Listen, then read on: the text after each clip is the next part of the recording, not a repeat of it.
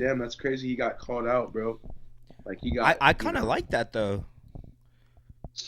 Yeah, no, me too. because Me it's too. like, I feel like people think like forget like Tyrese Maxey's like a young player, So the fact that Yeah, he just got his extension, what, like last year, this year, whatever yeah, it was.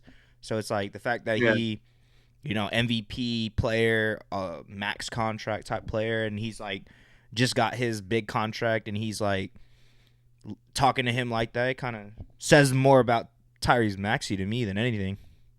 No, I agree. I I feel like agree. he's taking that like leadership role. He's like, I know. I think I saw a quote.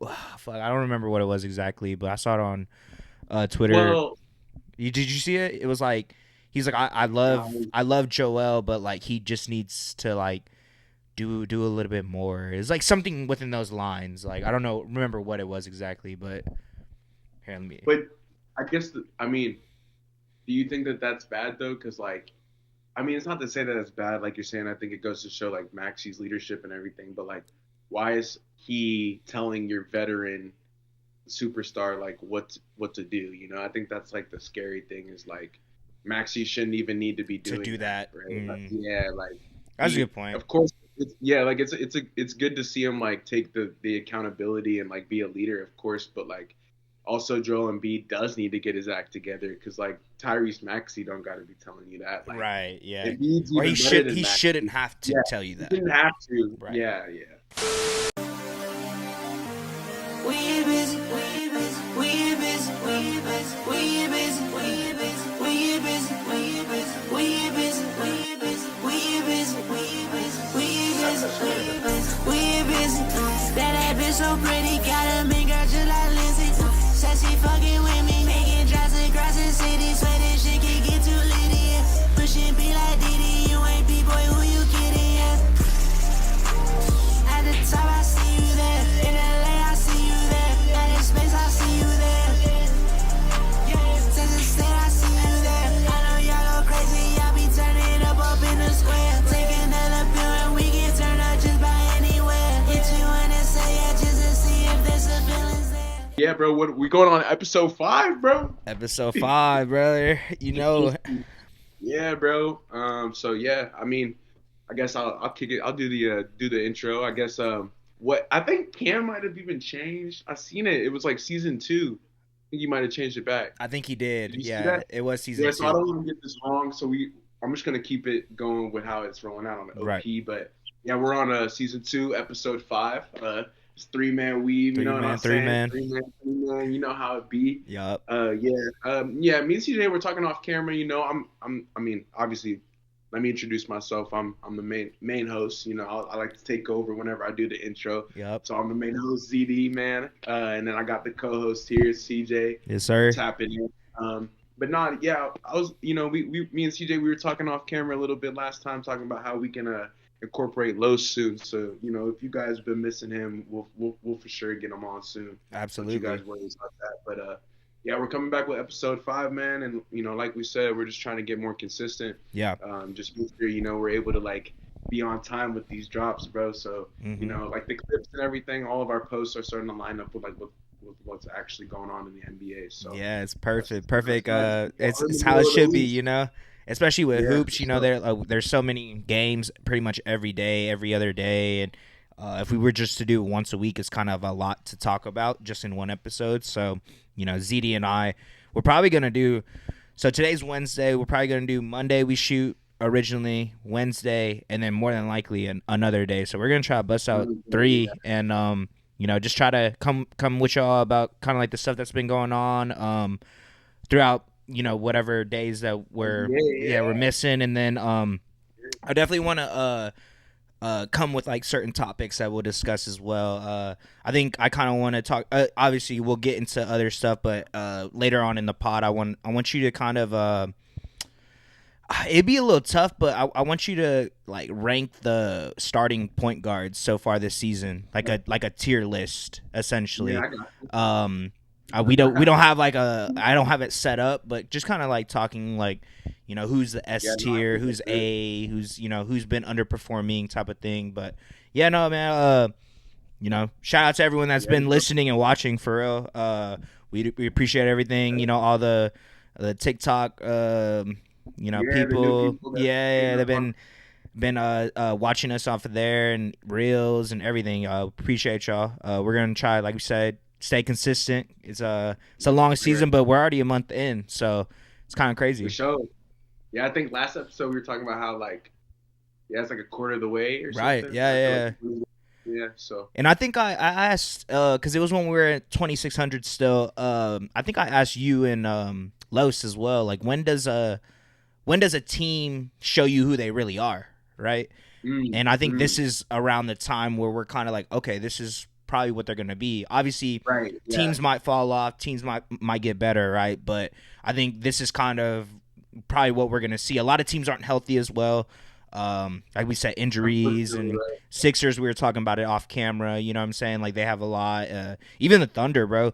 Like we haven't really seen them with the Thunder's capability, full health. You know, Chet obviously Yeah. got injured, but Yeah. Hardenstein hasn't played all season. Even Right. Jay Will.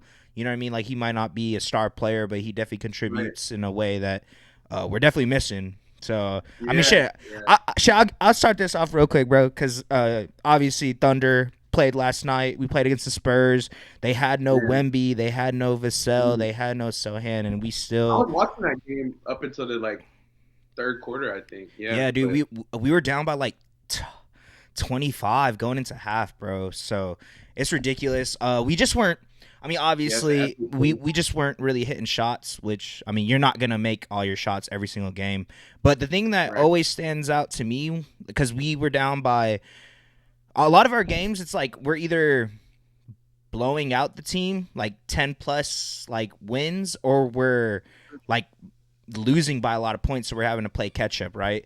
And that's how last game was. And you know, we lost, but what I like to see as a fan, especially when we're down by that much, is Yeah. them fighting to get back to, you know, get it to a close game, which they did towards the fourth quarter. I mean, Of course. didn't come out with a dub, but you know, Shea is still balling out. I think he dropped like 32, Yeah.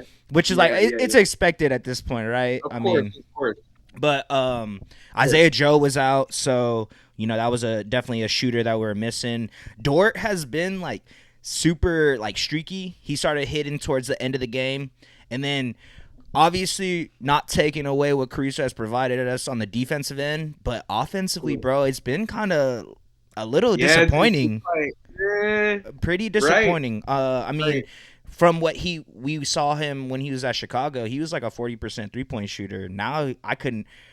He's missed majority of them. He might be like a 20 something, maybe a low 30%, but Okay. just been a little disappointed with his offensive capability. But I know what he could contribute Fair enough. defensively. You know what I mean? And Exactly. Yeah. He makes up for it for sure. exactly. And I don't know, just like I think we were talking about it when you know Chet got injured. Us not having a center, bro, is really what's hurting us. You know, we're able to Mhm. get the wins like we always talk about. Like we're able to beat the teams that we should beat, but it's when we're going against the team doesn't even need to really have a good center. Like I don't even know. I'm sorry for all my Spurs fans. I don't really know who their center was playing for Wemby, but he was kind of not dominating, but getting and ones, getting those offensive boards. Like we were just getting out rebounded and you know not hitting shots. But you know that's kind of what I took away from the Thunder game last night. What were your kind of Okay. thoughts from the game, Um, portion of the games that you watched? yeah. No. I mean, I've been watching the Thunder the last 2 weeks pretty closely just because they don't have the center. So it's been interesting to like see them roll out the small ball lineups and stuff like that. But my takeaways were kind of similar, man. I feel like they're very good defensively, but God forbid when they don't have a great defensive game, like where is their offense going to come from? You know, besides Right. Shea and J-Dub, right? Right. Like it seems to me, I feel like Chet also helped them out offensively, obviously, but what people don't understand is like, yes, he scored like actual like buckets, but it's more about the gravity, right? So the way that the defense has to like guard him, you know, he's dragging bigs out of the paint, which allows guards to get more layups because they're not in the paint. Yeah. And now those bigs are just roaming in the paint. So like little things like that probably casual watchers aren't necessarily thinking of. That's kind of what's going on with the Thunder is like, yeah, they definitely need a big man out there. when I was watching too, they were just getting killed by Keldon Johnson. Like they didn't have anybody who could like guard KJ, and it was kind Right. of weird because I mean he seems like he's not really a player that like should be super scary. Right. But he was kind of just doing whatever I actually up until I watched, he was doing whatever he could. Right. He had like this nasty dunk and Yeah, yeah, he for them to postered be Shea like yeah, yeah, it was for sure. it For was them tough. to be losing to the Spurs, it just it's just I feel like it's an effort thing Right. because they shouldn't even be losing. Yeah. To Yeah. the Spurs at all. And as as someone like seeing like, oh, Wemby's out, like betting wise, you're like, oh yeah, what the fuck, money line, Yeah, OKC yeah. all day, right? But nah, bro, they definitely had something to play That's why for. y'all gotta be careful when y'all bet. Yeah, 100%. Because of course, shout out to outlier bet, but Yes, sir. you still got to go out there and play, and they wanted it. They wanted it a little bit more than us. That's all I can really say. They were hitting their shots. Chris Paul was having a classic Chris Paul game. You know what I'm saying? I think he had like 11 assists. I have the box score up right here, but yeah, he had 11 assists, 14 points. He had that crazy shot too. He had that crazy 3-pointer to kind of like not seal it, but kind of like put the game away. Right.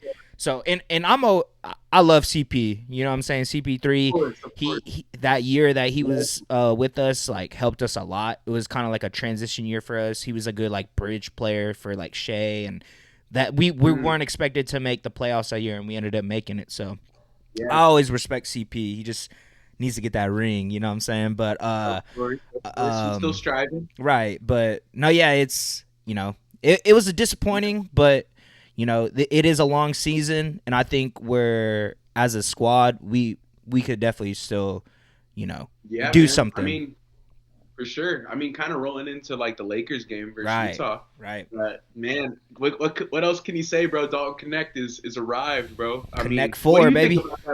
Kind of give you my thoughts on it, I guess, because yeah.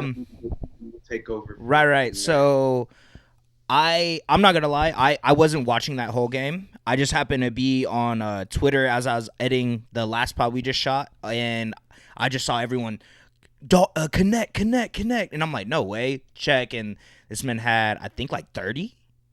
Yeah. Or like he was like 6. 20. I think he was 5 for 5 from 3 whenever I was tuning in, and then he had another shot, bro.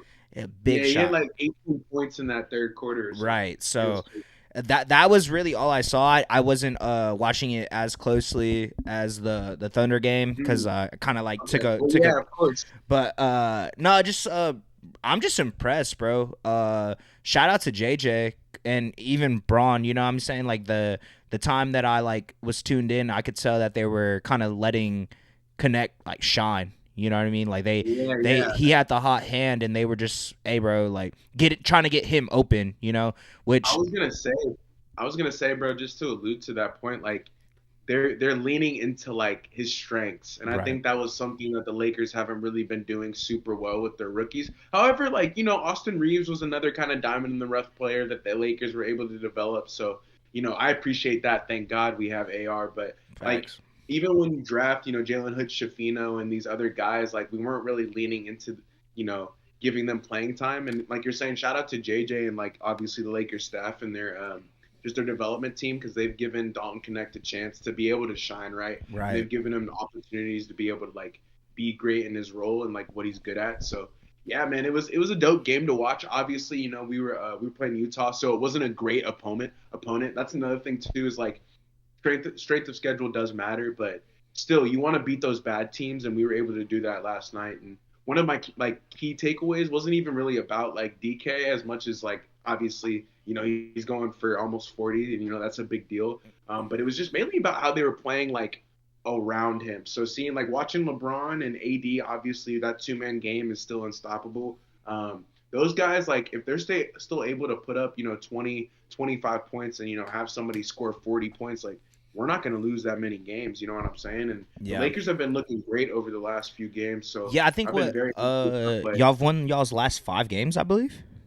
Yep. In a row. Yeah, we're on a 5-game winning streak, and that's kind of, I was talking off camera. That's kind of the thing with LA, man, is we look good for a week or like 2 weeks in a row, and then we kind of look bad, right? Like we go on these losing. But I guess that's the NBA in general, right? It's like That's funny. I was just thinking about that. I was like, nah, that's every team though. Like, you'll look good one week and then you won't look as good the next week. It kind of all depends. But teams like the Celtics, the Thunder, like that consistency is one of the things that I kind of envy because I wish LA had a little bit more of that. But yeah, man, just obviously Dalton Connect's like the main takeaway from that game. But I just love the way that we're playing right now. We're playing with a lot of camaraderie and obviously our offense is clicking. I think we're like shooting like very well over the past 5 games over our winning streak, like from 3-point land. And if you guys don't know, like LeBron is getting better, obviously with age too, as with the shooting. So it's interesting to see him kind of shoot more threes as he gets older. But yeah, man, I hope we keep shooting them. And yeah, like I was saying, just we got to beat the bad teams. That's really important for the Lakers, especially as we get deeper into the season, because we're gonna need those games coming down the stretch whenever we're trying to make that playoff push. So yeah, bro. Yeah, man. NBA Cup still holding up as like we talked about it on Monday, or what do you think? Yeah, no, for sure. I think I think now after that first game, teams are a little bit. It's a little bit of a. They have a clearer picture on like where the standings are actually going to be, right? Like that's kind of important too. We didn't talk about that last pod, but it is important to kind of see like, okay, once you're 1 or 2 games in, like what's your point differential at? Like, Right. what do you need to be able to advance, right? Because you might need to beat a team by 30 points, Yeah. just because that's where your point differential ends up. So you got to take that into account as well. But yeah, bro. Yeah, same competitiveness, bro. It seems like guys are still they're still jumpy about it. I didn't watch that many. Oh, actually, I did want to talk about another game. This game was crazy because we'll kind of like roll into another segment, but this Boston Celtics and the Cavs game, bro, Oof. that was the other NBA Cup game that I did get a chance to watch, and man, I was so blessed that I did. I was telling my girl, I was like, I haven't really been able to get a chance to like sit down and watch a game just because like you're saying, you're in the box, right? And the quad box, like we have the octo box. Like if there's 8 games on, I'll pull it up and there's 4 and 4. So it's really kind of hard for me to like lock in on one. But Right. man, yesterday I was able to watch the Boston Celtics and the Cavs, and There's- obviously the Cavs ended up losing that streak, bro. Yeah, It was they kind of did. crazy. Yeah, that was a Yeah, crazy game. for sure, it was really good. It kind of came down to the wire. I think one takeaway for me from that game is I think the Cavs are for real. It kind of Darius Garland I think only had like 6 or 7 points that game, and they only lost by like 4 or 5. So it goes to show they can play with the best team in the NBA. If DG had a 20-point game, they win that game. So obviously that's not how that works. I know, but I just know that they were competing at a high level, and it seemed to me like they weren't scared of the Celtics. And it seemed like last year they wouldn't have been able to compete at that high of a level. So it was Yeah. pretty cool to see Evan Mobley and Donovan Mitchell kind of go off and try to carry them. And obviously the Celtics are such a juggernaut. It's so hard to beat them on their own court. So Yeah. Yeah. No, yeah, that was one of the games like I was telling you we had went to Pluckers and we are eating some wings and stuff, yeah, and the that was one of the games Oh. that was on because it was on ESPN, and bro, Okay. that was a crazy game, man. Shout out to Spida. He's kind of He started cooking right in the second half, bro. Yes. He was cooking. He was cooking. He was cooking. hitting like He's fadeaway mid ranges, and bro, underrated as bro. Yeah, bro. he was cooking, bro. But no, yeah, that was a really good game, man. That like you said, it's kind of we were expecting a great game. We didn't know if the Cavs were going to be able to hold their own, but no, yeah, like you said, I think they're definitely the record that they have is showing. You know what I mean? Like Yeah, 15-1 for a exactly. reason. Like I don't think this is a bluff. I don't think a fluke Not at all. or whatever. Like I think it's Yeah, I think they're the real deal, bro, for sure.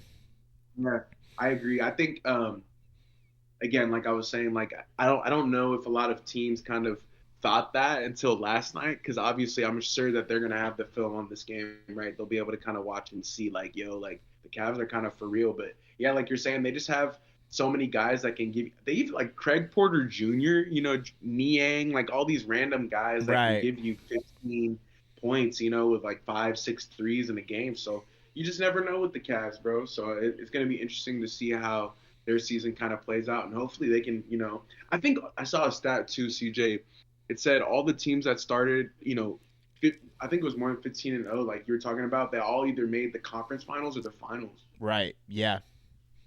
So like, they got luck is on their side, so you never know, man. Right. We'll be seeing. But yeah, no, I was also gonna talk. I mean, we were kind of talking about it a little bit off camera. There's some. I'm actually watching the Milwaukee and the Bulls game. Mhm. So I guess we could talk a little bit about Milwaukee. They've been winning a little bit too, man. Yeah. You know, close games, but they're games you got to win. Yep. I've had a chance to catch a couple, and I will say, it's still more of the same. Giannis and Dame kind of dragging them along, and it's interesting to see their team dynamic because I feel like again Doc Rivers is just he doesn't really know yet like which players are good. Like again, he doesn't know their strengths of the players yet, which is interesting because it's like it's been kind of a long time, Right. and he still kind of doesn't know like which matchups to put where. So it's kind of interesting to see down the stretch just literally just Dame and Giannis trying to like beat an entire NBA team, but hey, they have been. So shout out to them. But wait, man, what do you think about them, bro? You think they can turn their season around or? What you think? With players, with the two players that they have, for sure, I think they can. Sure. It's just more so if they can scrape out these wins, which they have been doing, within the past couple games. But like, if they can sustain it and actually put together like a win streak, bro, I don't know, man. It's just I think it's any team nowadays, like especially just in the league now, it's gonna not. You can't just rely on one or two players. You know what I mean? Like your team is gonna have to either lock in defensively or you're gonna have to get like a Bobby Portis, 25 point game or 20-point game. Something that we know he can do, but like, is he going to be able to do that consistently throughout the whole year? Right. You know what I mean? So I wouldn't put it past him. It's hard, especially, if you start off so slow to turn stuff around.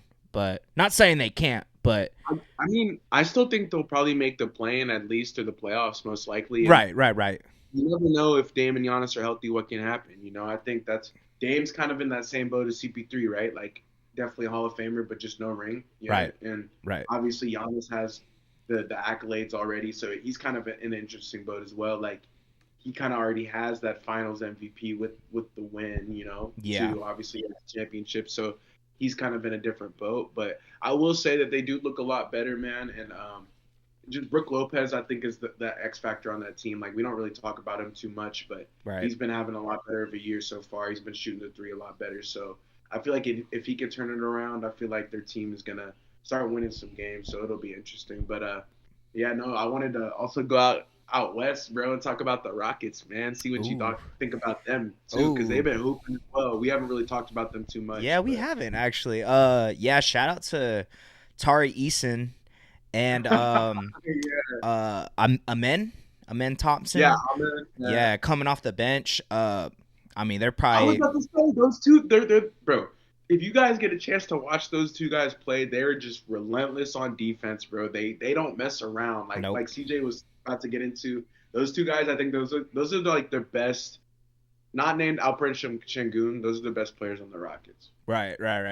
And they just do the things that like a Caruso type of player. You know what I mean? Coming off the bench or even start. If they get the opportunity to start, what you're gonna get out of them. You know that they're gonna be that scrappy player, hustling. Trying to lock down. More than likely will prevent one of your best players from being able to do what they usually do throughout the whole season. I want to see if they play tonight real quick. Like I'm gonna pull up ESPN on my phone just to see. I want to say they're 10-5 right now though. And that's really good. I think that's like right behind the Lakers. Yeah. If I'm not mistaken. They are. Yeah, they're 10-5. They're right behind the Lakers, fourth in the West. Okay, bet. Yeah, no, like I think their development again. That's another team that they've drafted very well. Like they've put like a system in place to develop their young players to where like okay, like they're kind of building in phases, right? Like Ime was saying, I was watching an interview in one of the last games. I think they barely lost to the Bucks actually by 1 point. Yeah, they did. Yeah. It was like barely. That was the game that I ended up catching. But after he was talking about how like the different phases his team is in, and he was saying how like he feels that his team is ready for the playoffs. And I kind of like, I was like, oh, like, at first you kind of hear the Rockets playoffs, like really, but in the West, but yeah, man, the way that they've been playing, if you guys can, obviously not everybody has league pass, but when they do play on, I think, you know what? I want to say the Rockets are one of those teams too that doesn't have a ton of national games either. Yeah. Unfortunately, Yeah. I think it is more of like a league pass thing. But Sadly. yeah, sadly, but bro, they're very good as well, and they're kind of a team that gets swept under the radar. I just feel like we haven't really talked about them that much. So it's interesting you brought up Tari Eason and Amen because Yeah. I feel like I was gonna talk about them, but those two guys are definitely like the main X factors of that team. Oh, So 100%, bro. And like yeah, I bro. I feel really like you agree. Oh yeah, because I really think those players, like you said, if you're not watching League Pass or if you don't have League Pass, you know what I mean, like you won't know. But yeah, for anyone that does watch those games because they just the team as a whole, shout out to Ime, you know what I mean. But he definitely brought Yeah, a culture over to Houston that I think they were really missing because I would say that they were like playing AAU ball essentially. I mean, having really good players that had a lot of potential that were just kind of going out there prior to I need to Ime. look up their defensive rating because I'm pretty sure it is very good. Yeah, they're number 3 in the NBA. Yeah, yeah, 103. Yeah, bro. So again, defense wins championships. So like Ime was saying, when he said that, I was like, whoa, I was kind of taken aback. But like you're saying, bro, they're young and up and coming team who's been reeling off wins. So you guys gotta watch out for the Rockets for sure. for They're sure. on the come up, They're man. definitely one of those teams where you see them on your schedule and you're like, damn, it's gonna be a long night for whoever your Yeah, team yeah, is. bro. But For sure. hell yeah. Going into I didn't really watch this game, but I saw Westbrook got his 200 triple double, first player Oh, ever. bro. You want to speak on Hey, that or? yeah. I mean, just watching him over the last decade or so, it's been an ultimate pleasure. And obviously, he wasn't this triple double machine super early in his career. For our younger viewers, you guys probably may not even seen him, but he was more of like a I would say like an athletic like what was it? He was like a D Rose kind of more of a player, you could Yeah, say. Like yeah, he didn't S. really yeah, like a D Rose S type of player. Like he was, he's a playmaker, but he was more of an athletic guard who was just dunking on people, blah blah blah. But his game definitely developed into a playmaker and a hard rebounder, and like again, like we talked about it a little bit, but he's like one of the only players that ever averaged a triple double in a season, man. Like, what more can you say? And just for him to still be pushing the envelope at his age, it's kind of crazy. It goes to show you, like where his mentality is and like where his mindset is, because he's another one of those players who just he hasn't been able to get that ring, and he hasn't really taken any shortcuts to go in there. So hopefully, we can see Rush in the playoffs playing meaningful basketball, and yeah, man, shouts out to him, and 200's a lot of triple doubles. It's a lot. It's a lot That's a of lot of three balls, bro. Let alone triple doubles. yeah,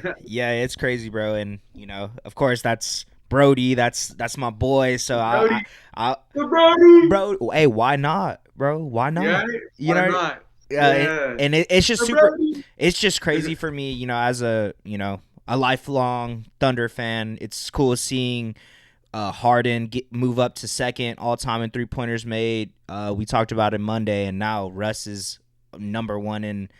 He already was number one, but first player to ever get 200 triple doubles, bro. It's Yeah, like super dope. career. Yeah, and it's career wise. Like I don't think I ask you this question as well. Like I don't think we'll probably ever see anything like that 2011, 2012 Thunder Oh with no, 3 MVPs no, on a team.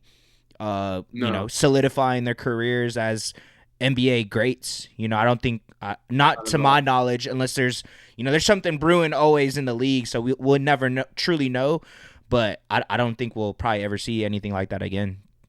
Yeah, I agree. I think, and that was like a kind of a moment in the NBA where you had to really take in that time period, because I think people may have taken for granted like how special that really was. Even like not even just the Thunder, but like the 2014 Heat. Mm, Teams like that, those super teams that actually like won something. mm. Because it's one thing to build a super team, but it's a whole other thing to like build the super team, then actually climb the mountain and kind of talk about that. But going into climbing the mountain, man, I feel like this is a good segue, man.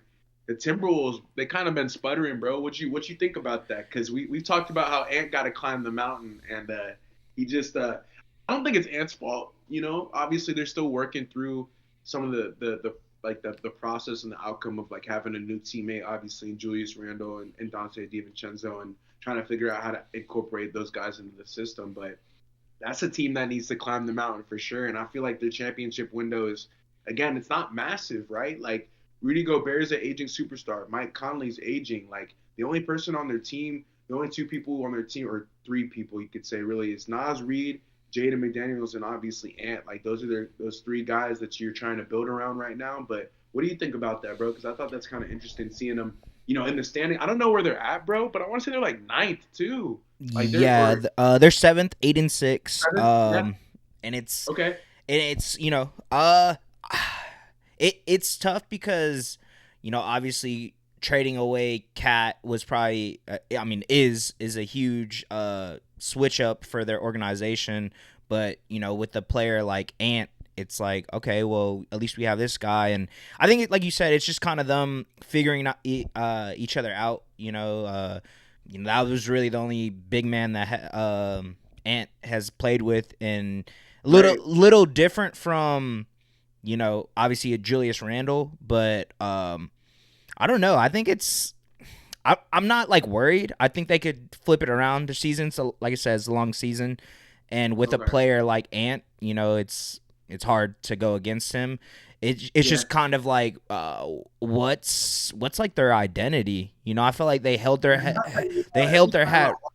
really high on the defensive side, and I just feel like with Gobert, I don't know. It just seems like it's not, things aren't clicking as easy as it was for them last year. That's kind of what I've taken away from it. And I'm not saying that they won't figure it out, but it's when are they going to? Because they are a new team. Right, exactly. And like you're saying, they're struggling to find their identity, and it's funny because the Knicks are kind of too, right? Yeah. When you add Karl Anthony Towns, not to bash Cat or anything, but he can't really guard anybody. Right. So it's kind of funny to see those kind of two teams kind of. The Knicks are definitely, they're playing okay. Their offense is very good. Right. Their defense just hasn't been up to par. That's another team too that's kind of, again, their championship window is only so big. I mean, a lot of those guys are not getting younger. No offense to McCall and like Brunson or whatever, Josh Hart, but they're again, like they're approaching their 30s and their main prime and kind of like the max capabilities they have to offer as players. And it'll be interesting to kind of see, the way that shakes up the NBA, because I think people were expecting a little bit quicker of a start from both of those teams, and we're just not getting it right now. Like you're saying.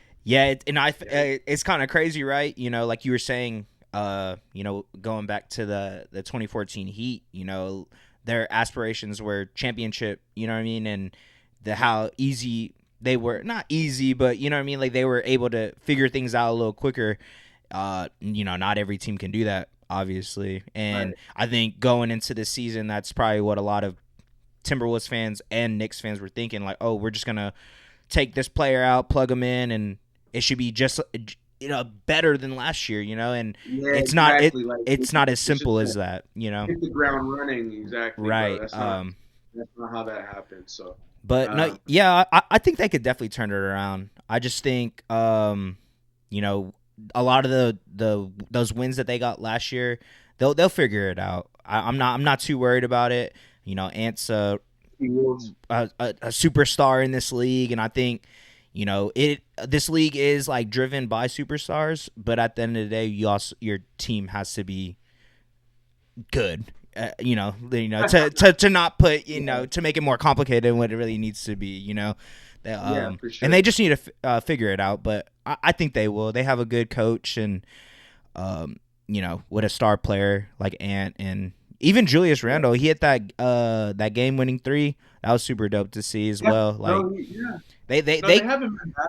They haven't been bad. I think they just have been underperforming from what we expected them to be. Right. You know who's been bad though? This is another team I had in my notes because we're just going around. But the Mavericks. What do you think about them, man?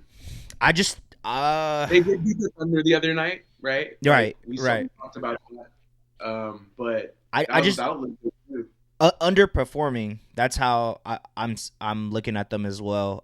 Luca, They he's look, bro. I'm not gonna lie to you. They look worse than the T Wolves, though. Like I think they look like bad. really. Why you say Yeah. that? They just don't think they can guard anybody. Mm, And like, again, like, kind of one of the things that they like were really able to rely on heavily too last season was Luca's play, and like he just hasn't been playing as good as he was last year, the last 2 years. And I think that was the entire like, okay, if we can go back to the finals or go back to back, back to back to back, finals appearances, whatever the case may be, like Luca needs to be playing at an all time level. And like right now he's playing obviously he's still great, but like I know they were expecting that 30, 32, 33 point triple double, whatever the case may be. And again, they're just not getting that right now. And I think Kyrie's had to do a lot more. And the one bright spot that I think that Clay's really fit in there. Like Clay looks very happy there, and he looks right. like he's been in within the offense. I think he's shooting really, really well as well. So that's cool to see. But outside of that, their season hasn't been that exciting. Like if you watch the Mavericks just playing, they look a little bit slow. They look a little sluggish. That's the word. Sluggish, yeah. Sluggish. Just, Yeah, yeah. yeah. And that PJ Washington was hurt, obviously. So he's him coming back obviously helped them get that win versus the Thunder. But I yeah, swear, bro, I it's just think like he has like a grudge against us, bro. I don't think we the talked about show. this We the talked last. about that. Yeah, it's just like The show. he decides to He's go been off going every off. time he goes against the Thunder, bro. I don't know what it is, and I mean that's And what it. there's players like that around the NBA, bro. Like that just be cooking specific teams that they Right. like. So They just like, oh, I'm gonna get mine this game, but no, yeah, yeah, bro. it's crazy, bro. Like, I don't know, like to as a Mavs fan or as I'm not a Mavs fan, but like Huh? as Oh, someone that yeah. like is a Mavs fan, I feel like you are expecting Luca to do what he has been doing, and not saying that's like their downfall, but when is he gonna drop off? Because he might or he has been this season, and I feel like that's something that they should have prepared for at least. Not I not think. not saying that he's like completely falling off and not gonna be like Oh a yeah, all yeah, NBA like, player, yeah, but yeah. like you just Even can't expect the type of seasons he's been having to continue. You kind of have to think yeah, about and I think yeah, like I God think that's what forbid, you're right.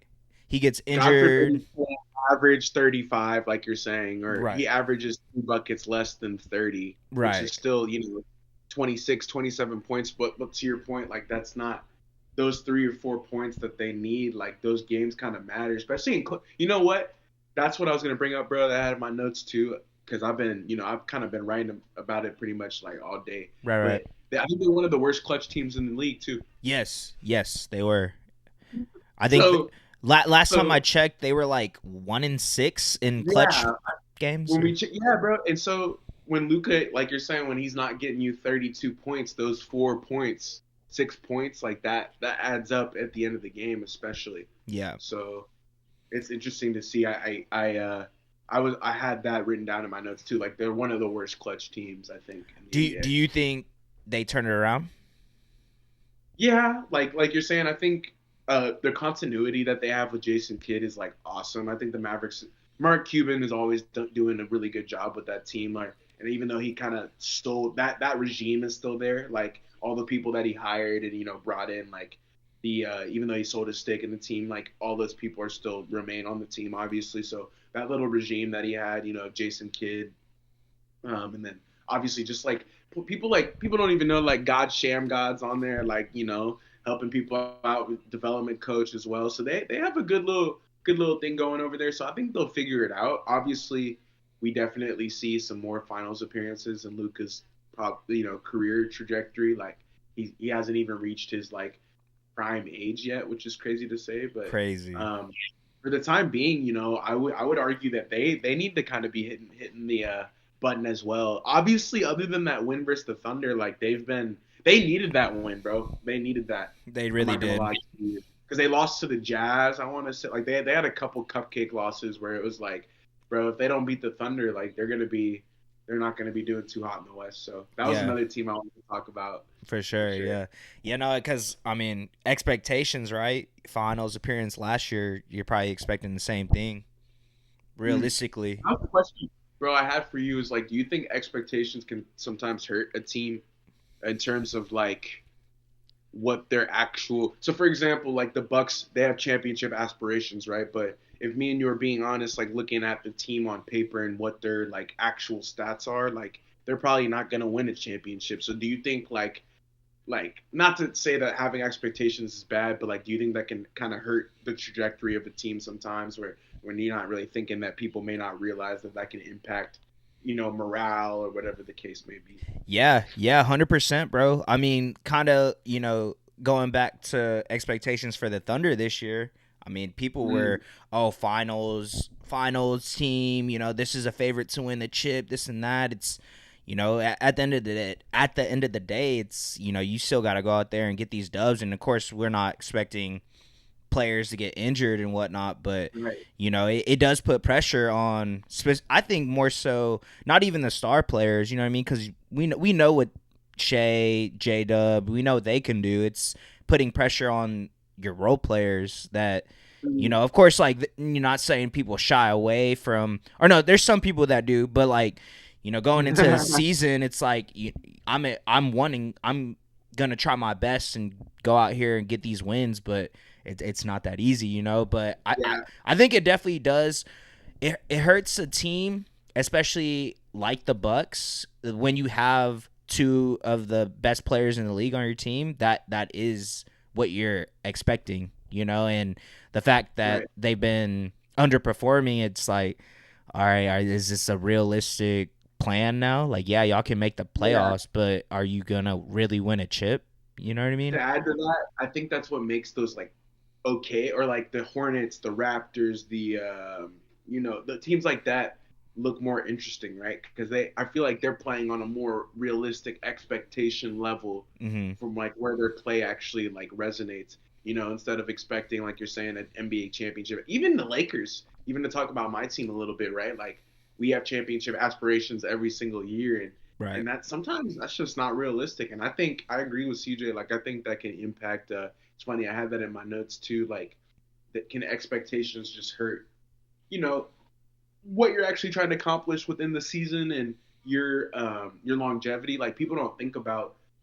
You still got to make a draft pick 10 years from now, right? Mm-hmm. So I think the NBA's became such a now league that people kind of disregard a 2032 pick or whatever the case may be. And I think the Thunder have benefited from that even recently. Like people not really thinking about a 2024 pick or a 2025 pick in 2018.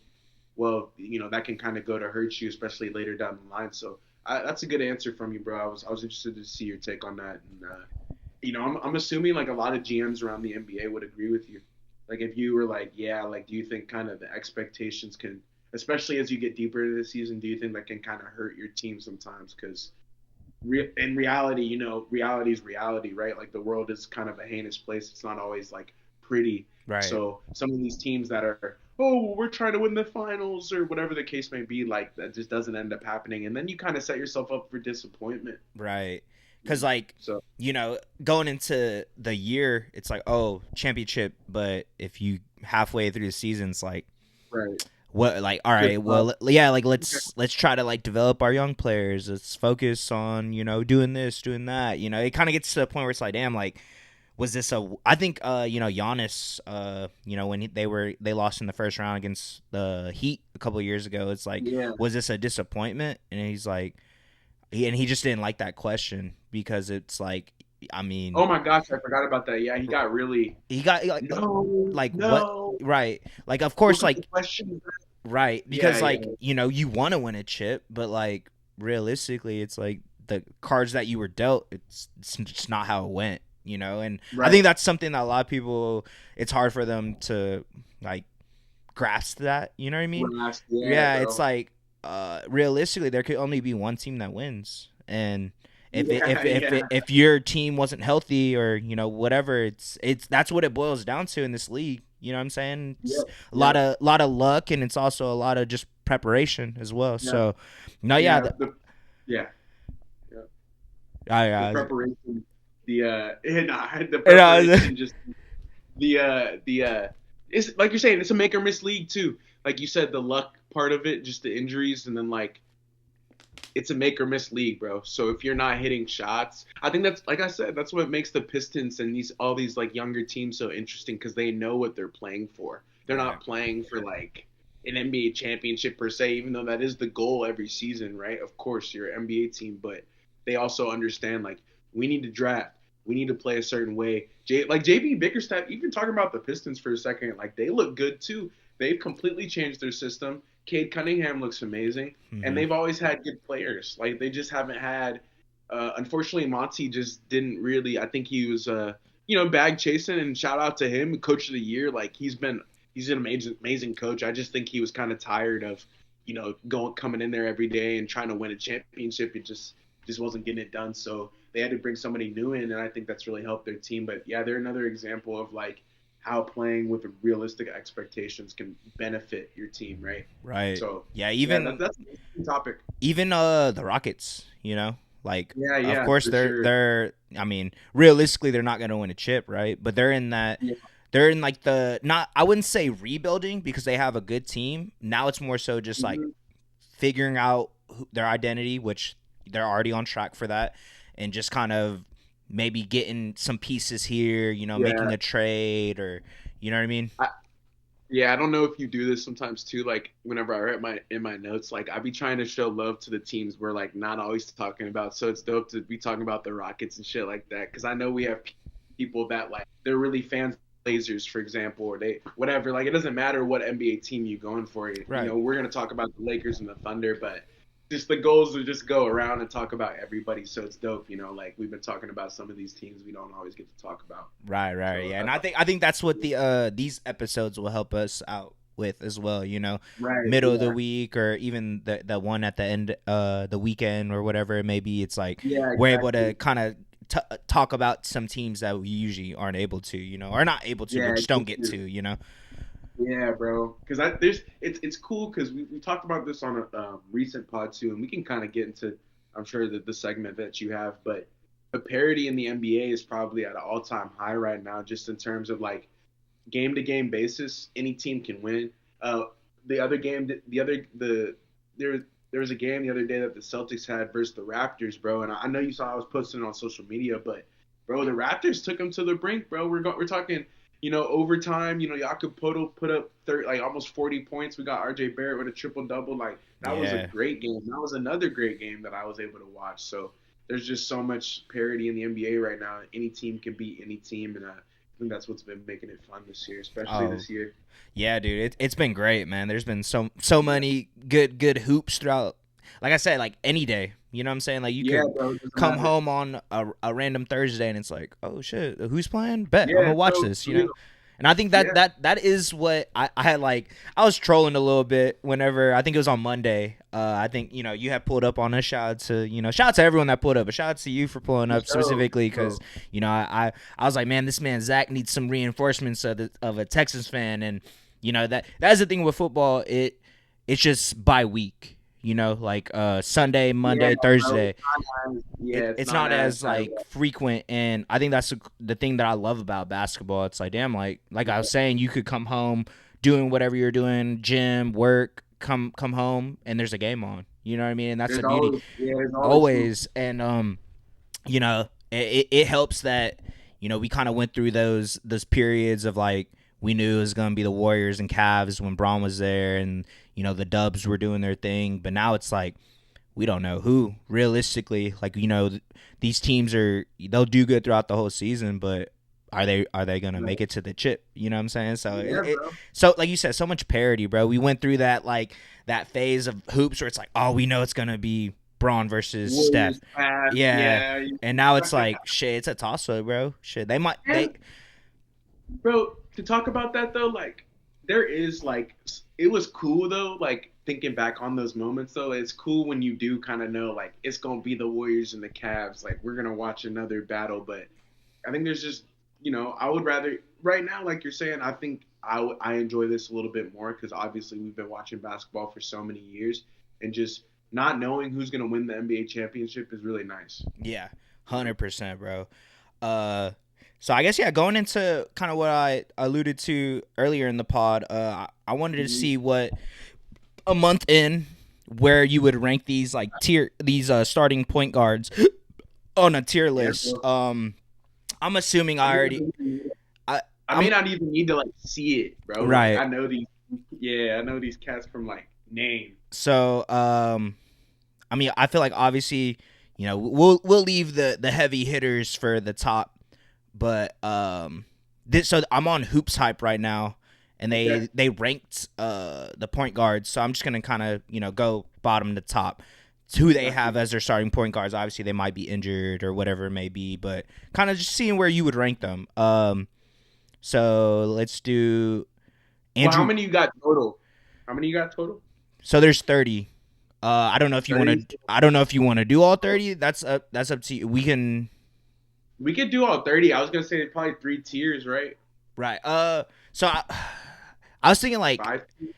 like the typical like your ranking S A B C D F, I guess. Oh, okay. I don't know if they. So? I don't know if there'll be like any players in like the F tier. Or, I mean, there might, but I just kind of want to see what you think. Okay, yeah, no, that makes sense. So let's do it like that. So kind of starting it off, Andrew Nembhard. Man, I'm gonna put him in the C tier for this year. He's kind of been like not good, especially from last season, especially like in the playoffs and in the NBA Cup. I think the expectations for him are like kind of higher than what he's been giving you. Right, for sure. Yeah, I'm gonna go with the C tier. What about Scoot Henderson? Man, this is tough. I don't want to be like just based off of this season so far. I mean, that's all we can base it off of. Yeah, no, for sure. Again, C tier. Yeah, like he just hasn't been what the Blazers need. I think Donovan Kling again, like the draft pick that they made recently. I mean, Donovan Kling has been awesome. Like they finally got kind of like that young center that they were looking for, but they're just hoping for one of these like extra guards to pop. And yes, I mean Scoot, I think again for like the expectation of like second year, this is what we need from you. Like he's just not really doing it. He's not a winning player right now. Yeah. Okay. What about Terry Rozier? That's another tough one, man. Like again, I would say, bro, I may even put Scary Terry in the D tier for this year. Again, like, bro, he is a 0 on defense, and his offense has been not good. Like, he's another player where I know if we had Los on here, he'd be like, man, Terry Rozier been killing us, bro. Like, yeah, because he just hasn't been good for like what they brought him in for. And I think last season he was a lot better. Yeah. So like to see the decline is just it's tough. And he doesn't play defense at all. Like at least Scoot and Andrew Nembhard be playing defense. But like Terry Rozier, he doesn't really. Yeah, it's not there. Yeah. You really just expect him to go out there and like drop 20. You don't expect him to play any type of 15 to 20. And if he's not doing that, it's kind of like he's So you put him in D? Yeah. Okay. So I got 2 C's in the D. Or okay. Yeah. What about Mike Conley? I'll put him in the B tier. B tier? I think, he's actually doing pretty well, and he's probably one of like he's a top 25 point guard that I would want on my team. He's on the back end, but he's somebody that like I'm sure you wouldn't mind if he was your starting point guard as well. I think the consistency that he brings on like a night to night basis, and he's also a veteran, so like the expectation is very consistent, right? Like as a younger player, it's gonna like Nembhard, Scoot, Rozier to an extent. He's more in his prime, but he's an older vet, I would say. But especially Scoot and Nembhard, like there's an expectation whenever you come into the season when you're a little bit younger. But as you get older and you kind of like firm out who you really are as a player, that's kind of when the expectations kind of go away and you're kind of just who you are. And I think that's where Mike Conley is. He's a winning player. He's always going to get his teammates involved. He's always going to play defense very hard. He hasn't had the best offensive season so far, but I also think he's looking to get his other guys involved. And he's never really been like a scorer. Right. He's always been more of a facilitator anyway. So yeah. B tier, like he's a good point guard. Gotcha. What about Marcus Smart? Has he been hurt this season a I little think bit? so. Yeah. Yeah, Like a I little said, this, bit. this, this is Okay. obvious. Yeah, this is obviously like they're just ranking him prior Yeah, to the just in season, general. but Yeah. so I guess I'd give going him a two. yeah off of this season, right? Yeah.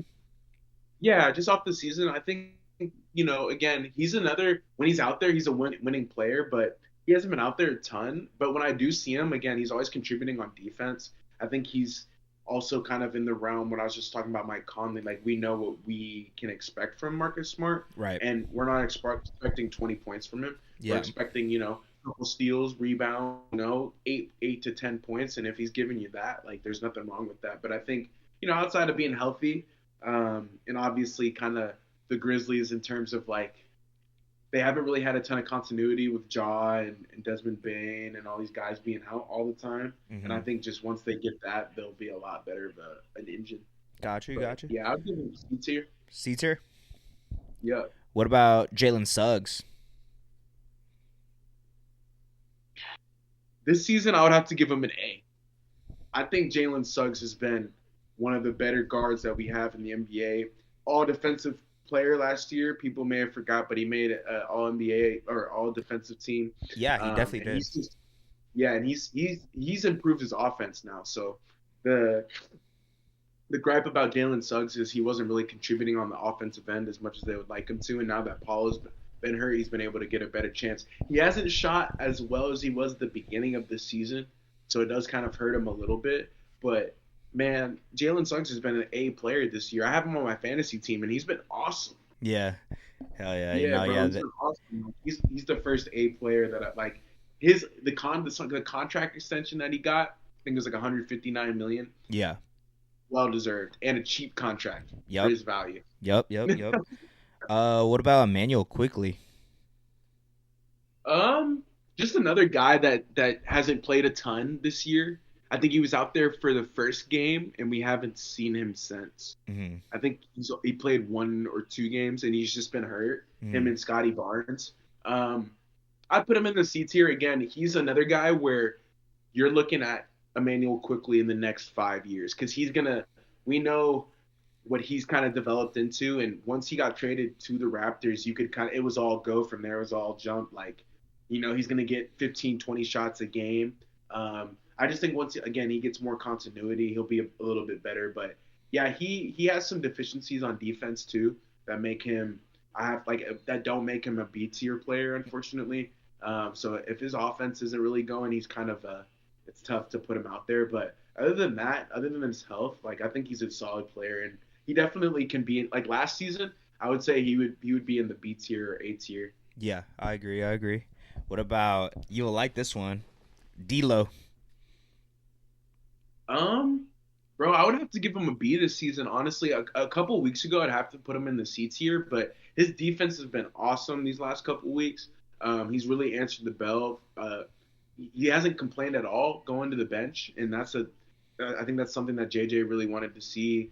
His play he wasn't playing at a super high level earlier this season, and I think that's why he got demoted to the bench. But since he's gone to the bench, he's played a lot better, and so I think that's kind of the role that he's now got is like he's gonna come off the bench and play starter minutes, but he's just not in the starting lineup, for whatever reason, just to get him focused, get him some, I think there's some players in the NBA, CJ, and people may not understand this, but like so the reason why some people like to come off the bench is so they can get a feel for how the game's going. They can look, they can see, what they may need to do, right? And that's kind of where the benefit of coming off the bench is.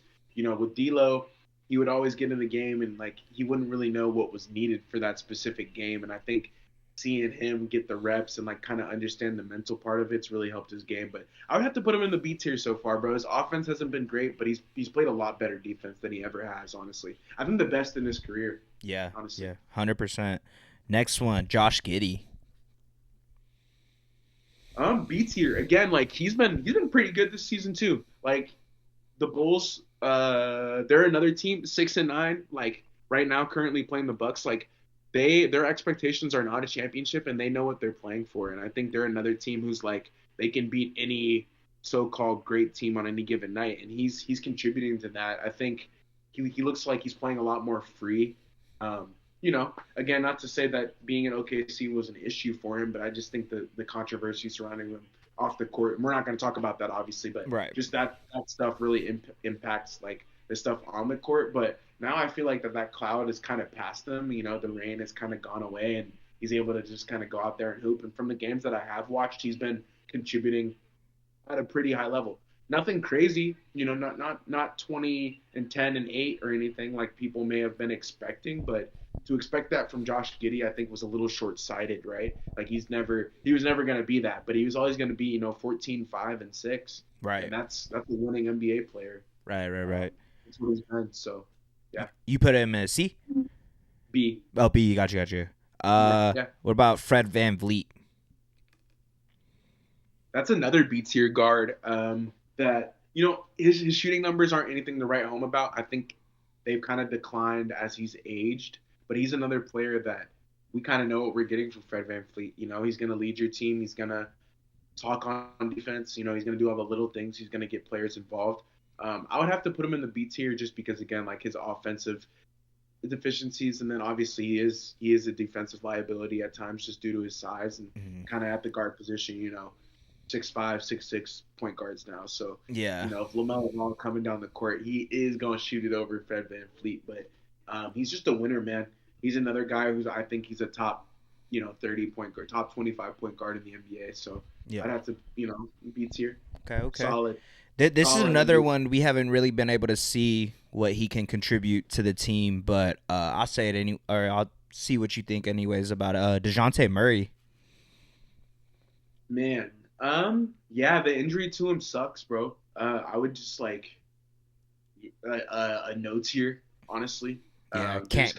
Really yeah, we're not gonna like grade, but going off of last season, I would say he was playing at A. Like outside of the issues with Trey, I feel like just pure player, he was playing at a high level, and again, top 20 point guard in the NBA. So you can't really complain about that. The thing about him is he's always going to be playing hard on the defensive end, and in the NBA, that's very valuable, especially when offense is at such a high level. You need guys to be able to stop the opponent, right? Mm-hmm. And that's kind of what DeJounte Murray is kind of, I think he kind of made the name for himself on the Spurs as, with Kawhi as being a lockdown defender, and that's kind of carried him around. He's kind of gotten worse over the seasons that he's, kept playing, but he's still a pretty, impactful defender. So I'd have to give him a no tier for right now, but normally he's an A player, no doubt. Yeah, 100%. What about Drew Holiday? A. What can you say, man? He's just impacting winning. Like, he's another person where, again, he's not going to give you 20 points, but the things that he does, the little things, the rebounding, the defense, to me, Drew Holiday is another player where every single GM in the NBA is going to want that player on their team. And that kind of goes to show you, like, that.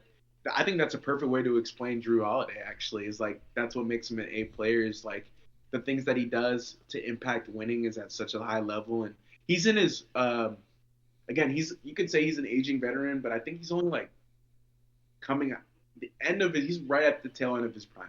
So he has like 2 more years before Drew Holiday starts to like really kind of skitter down. But bro, if the Bucks never traded him, I mean, yeah, who's telling what they would where they would be at right now? The Celtics they have a lot of A tier players. Yeah, 100%. What about Darius Garland? A tier, another player who, when he's not hurt, and again, last year had a ton of fluky injuries. Like I know you remember the eye thing that knocked him out for like 2 months. Like, and that I think it got infected. Something crazy. Like somebody poked him in the eye, got infected, so it ended up keeping him out for like months. But when he's healthy, bro, I mean, one of the best ball handlers in the league. I would say top 3 right now, and just from a creation and playmaking standpoint, I mean, top percentile in the NBA. There's not really much to say. He also is a career average. Like he's going to give you 18 to 20, and that's pretty rare. Like obviously, if people didn't know, like I'm sure you knew Darius Garland coming out of college, out of Vanderbilt, like he was going to be cold. It was kind of interesting that he didn't get drafted earlier, in my opinion. I think people were just scared that, he only played 1 year, so he wasn't going to be good. But we know the Cavs are really good at developing guards, so of course they scooped him up, and he's playing at an all-star level this year. Yep. So he's in the A tier. I agree. What about James Harden?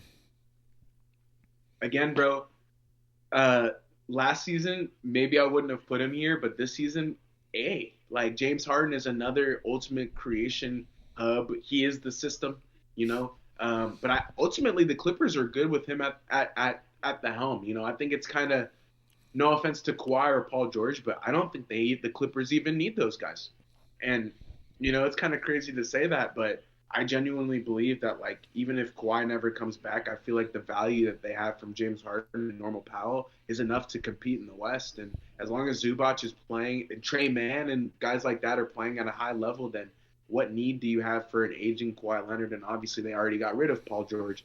And I think that kind of goes to show you James Harden's value is like the Clippers they're fine in the West because of James Harden. Yeah. So he's playing at an A-tier level right now. Top 15 point guard in the league, in my opinion, top 10. Yeah. I agree. What about LaMelo? Bro, S tier. S tier. First S tier. Yeah, for sure. This is kind of reserved for like the superstars, obviously in the league.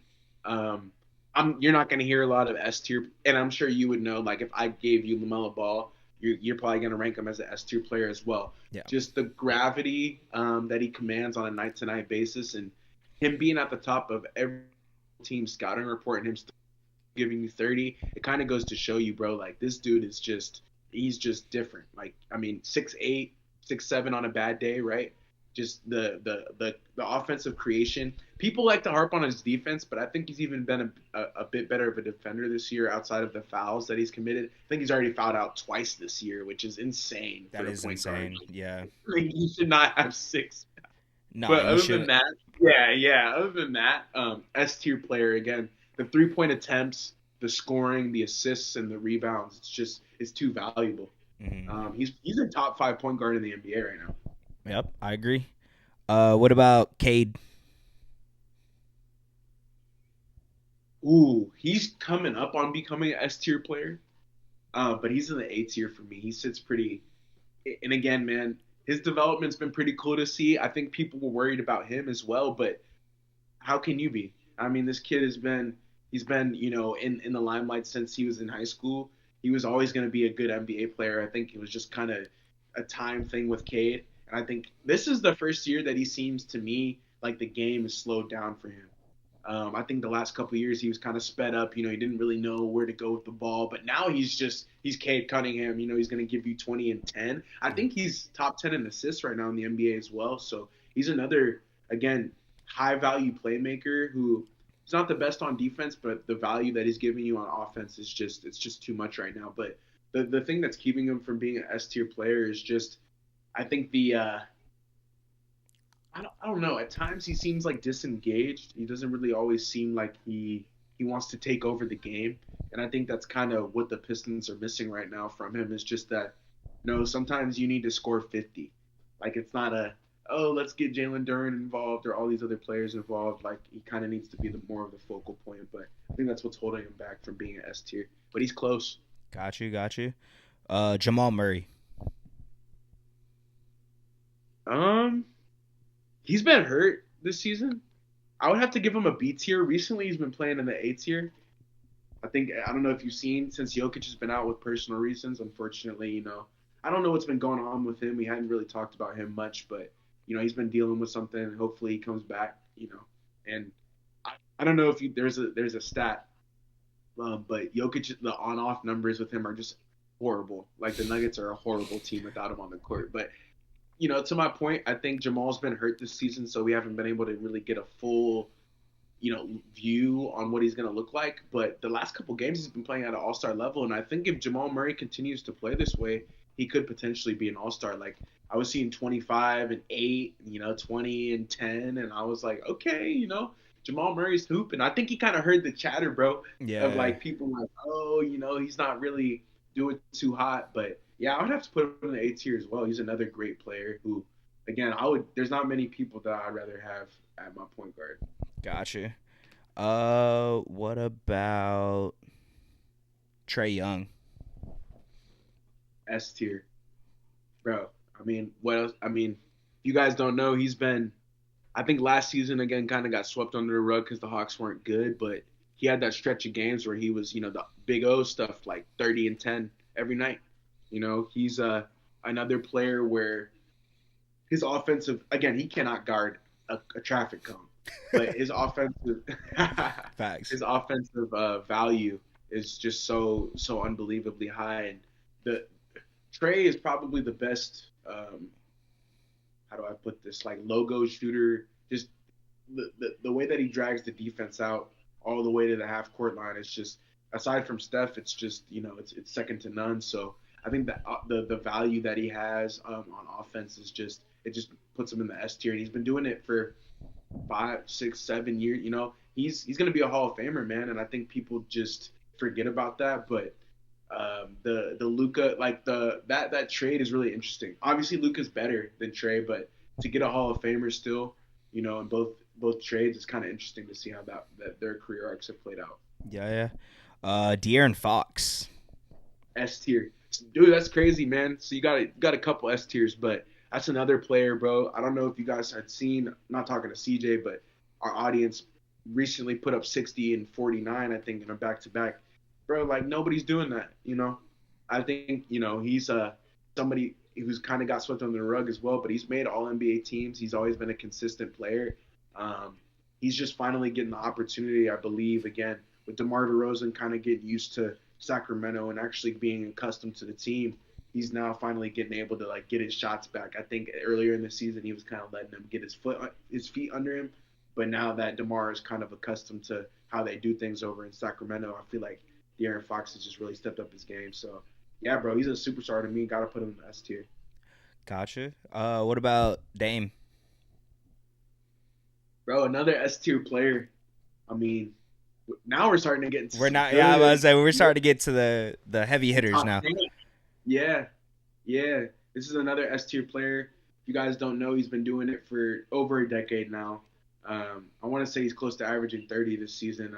He's doing a lot better than he was last year, and that kind of goes to show you, bro, the fact that Dame is one of the, probably, I would say, the top 3 shooters in our generation. I think him, Clay, and Steph. Yep. Buddy Hield's close too. I'm not gonna lie. Hey, facts. You know what I'm saying? But yeah, bro. I mean, Lillard's just been doing it at such a high level for so many years, and he just, when he's on, bro, there's just nobody else like it. I think he had a 70-point performance 2 years ago now, and that was against the Rockets, funnily enough. But yeah, bro, it was just watching that just reminds me of all the things that he's capable of doing on a basketball court. Gotcha. What about Ja? Man, the way that he started out the season, I have to put him in the S tier. But right now with the injury, man, I don't really know where we view him. Normally, this is an S tier player. He had been playing at an S tier level until the injury, and the last couple of weeks, I think the last week and a half, we haven't really seen him. But yeah, I'll put him in the S tier, man. Can't really say too much about his injury, but pre-injury, he was definitely giving people fits, and I think people kind of forgot, again, the value that he could bring to the Grizzlies, because when you add Ja to that equation, you don't worry about athleticism, constant, penetration of the paint, right? And just, constant pressure on the rim. I think, guys like Edie, Jaren Jackson Jr. continue to like boost Ja's value whenever he's out there. So it'll be interesting to see. But yeah, I gotta put him in the S tier, man. No slight to Ja at all. Got you. Tyrese Maxey. S tier. I mean, what can you say? Before he went down, unfortunately, with the injury, he was playing the most minutes, I think, in the NBA, and also averaging like the second or third most points. So yeah, I mean, there's not really much to say. Unfortunately, the efficiency dropped off, but that's going to happen whenever you have to shoot and be the leader of your team when 2 NBA superstars don't ever want to play. Yeah, other than that, bro, I mean, his ascension has been awesome to see. Most improved player. Probably going to, I mean, if he can be healthy, he's an all-NBA type player. So, I mean, Dame, Fox, Lillard, right, Maxey, Ball, like those guys are all-NBA caliber players, and there's three all NBA teams, and I can see a lot of those guys taking up a lot of those spots. So I think I probably know majority of these, but let's see. Steph. S tier. I mean, what else do we need to say, man? This dude is Well, I'll say a couple things. He just continues. He's one of the. I'll put him in the alien tier, honestly. Even if there's a way to go above S. I think some of these guys that we're watching right now, you just won't see it again at the age that they're at. He's one of those guys where his age, he shouldn't be doing. Again, I think I saw a sports science thing where he's running the furthest distance he ever has. So like whenever he runs around the court and off screen, he's running 10 miles a game, just running around screens, and it's crazy because he's older. You know, like he wasn't even doing this with Kevin Durant on his team and stuff like that. And yeah, he's an alien, bro. It's like it's so people have become so like their brain is so numbed being able to watch LeBron, Curry, all these guys just go out there and continue to do it. But I'm amazed at it every night, bro. It's he's an alien. Gotcha. What about Tyrese Halliburton? Off of this season, of course. Oh, B tier. Like I don't really know what's going on. I mean, he's been the last week or two. He's had a couple good games, but just not the production that people have been hoping for. And definitely, this is another important key tidbit with him, that contract, right? So, I mean, you're paying him $300 million, for 14 and 6. It's not really, that's not going to cut it. And that's also another key thing is like he's getting paid like he is an S tier player, and I think he was last season. And because it goes to show you like the ups and downs of the NBA, bro. You start having a couple bad months, and he's had a bad year, I would say, since he got hurt last season. He just hasn't been the same, and yeah, it's kind of the talk of the town, right? Like having to kind of demote Tyrese Halliburton, but I would say he's like a B tier player right now, man. Yeah, I agree, 100%. What about Jalen Brunson? A tier, but he also got demoted, man, from S tier last season. I think he's just trying to figure out that team, but he has not been playing like how he was last year. And again, he's kind of an aging veteran. He's not super young. I think he's approaching 30, or it might be 30, 28, 29 or something like that. So, you're kind of in his prime years of Jalen Brunson, but I think he'll figure it out. He'll get back to being an all-NBA caliber player. I just think right now, with how the Knicks are structured, they're looking to get Cat involved, and McCall Bridges involved all the time, and that's kind of something that's, it's hurting Jalen Brunson's impact. Yeah. What about Shea?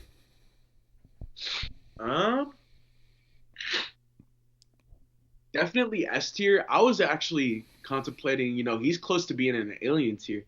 Really? I was gonna say Luka. Yeah, Luka's probably in the alien tier as well. Like once we get to him, but Shea's getting to the point where like now I'm like, man, this dude is like he's gonna kill everybody, bro. Like there's like not a single person in the NBA that would tell you like, oh, Shea's not an MVP candidate. Right. 100%. No, it makes sense. I think after this season, to me, he's gonna be in the alien tier, man. Honestly, that's why I had to think about it because he's starting to get to the point where his impact on winning is so great that like if you took him off the Thunder, they wouldn't even be competing. Yeah, not at all. Yeah, especially with all the injuries and stuff. So yeah, bro. He's like again, he's on the level like Giannis and Jokic, where it's like those guys are aliens, bro. It's like past S tier, bro. Like. Right. Those guys are got on winning is crazy. So yeah, Shea's an S tier player, but he's close to being on that, like beyond that. Got you. And of course, you brought him up, Luka. Yeah, another alien, bro. Just kind of, I don't know what to say. I think this season though, he hasn't been playing S tier. Yeah, I was gonna say based on this season, it's been S tier, bro. And that's kind of frustrating because, like I'm saying, he's an alien, and we all know what he's capable of doing, but. Like CJ's saying, he hasn't been playing at that level. Jokic and Giannis and all these guys, Shea, all these guys we've been talking about have been playing at that alien level. But for Luka, he hasn't been playing at the alien level that we're accustomed to seeing. And I think that's kind of hurting his value. But he's still an S-tier player, bro. What, 28, 8, 9? Like, right, yeah. You know what I'm saying? Like, you can't compete with that. Still going to be on an all-NBA team, most likely. But yeah, man, I agree with you. Like, it kind of hurts his value a little bit right now, and I think we talked about it earlier. That's kind of why the Mavericks are struggling. Yep. Yeah, and that was the last one. So I only kept track of your S tier. Obviously, editing and stuff, I'll see where everyone was placed. But They had a couple players that were also like guards. Like they had like Derek White, they had Kyrie. I just more so wanted to see point guards for you. Yeah, like But you had 2, 4, 6, 8. You had 9 players in S tier, and I think that just goes to show how loaded the point guards are in this league. You know, obviously, based off of this season, you know the fact that there is that many in S tier, we're just in good hands, bro, for the future. You know, because a lot of those players, like you were saying, are younger. So if they're already playing at this level right now, what are they going to be doing? Yeah, bro, and that's kind of the beauty of basketball, right? Like you're saying, like it kind of changes hands with the eras, and as old guys kind of go out of the NBA, these new guys come in, and I really liked this episode, man. Like, damn, this one was fire. Hell like, yeah, doing the tiers, bro. We have to do it with some other positions. Yeah. We'll do it. We'll do it for sure next time, and I'll have like a graph and everything. So I'll like put it and kind of like have like a visual. Yeah. Just so like the viewers can see it. But this was more so just kind of I wanted to bring a segment. I feel like this is great. You know, a month into the season, seeing where you would rank these point guards in the league. Yes, for sure. But yeah, no, great episode, man. Appreciate it again for you taking time out of your day to chop it up about hoops. Always that, man. We always gotta get to talking hoops, man. It's one of my pastimes. I feel like as we get older, we're gonna like it more and more. I think even 2 weeks ago or a year ago, like I didn't even enjoy it as much as I do now. So facts. Yeah, no, bro. I always tell you, man, like this, getting back, obviously, doing the pod and stuff is kind of what like sparked that fire for me getting back into hoops, bro. Just because there isn't a lot, or at least in Texas, you know what I mean. A lot of people love football and so passionate about it. I feel like finding someone else that cares just as much, probably even more about hoops than me. It's super dope, and shout out to you, bro. Always keeping me locked in with all throughout the whole league, man. 1-2 punch. Right. Yeah, man. Appreciate y'all. If you enjoyed this podcast, don't forget to leave a like, comment, subscribe, follow us on all socials. We appreciate y'all. 3-man on shout out there for sure. Shout out. Facts. And yeah, we'll see y'all next time, man. Peace. Peace. Thunder up. Lake show, let's go. See y'all next time.